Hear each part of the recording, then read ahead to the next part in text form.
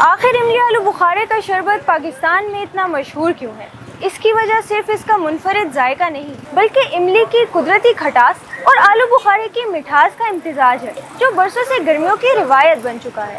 اس میں کالا نمک، بھنا ہوا زیرہ اور برف شامل ہوتے ہی ذائقہ کئی گنا بڑھ جاتا ہے۔ یہی وجہ ہے کہ یہ شربت ہر جگہ اپنی خوشبو بکھیرتا دکھائی دیتا ہے۔ سورج آگ برسا رہا ہے، گلا خشک ہے، جسم پسینے میں بھیگا ہوا ہے، اور ایسے میں آپ کے سامنے ٹھنڈے ٹھنڈے املی آلو بخارے کے شربت کا ایک گلاس آ جائے۔ پہلا گھونٹ اور یوں لگتا ہے جیسے گرمی چند منٹوں کے لیے ہار گئی ہو۔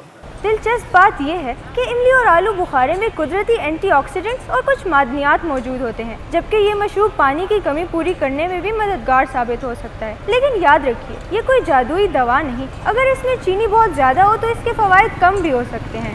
شدید گرمی سے بچنے کے لیے صرف شربت ضروری نہیں بلکہ پانی، سایہ اور احتیاط بھی اتنی ہی ضروری ہے۔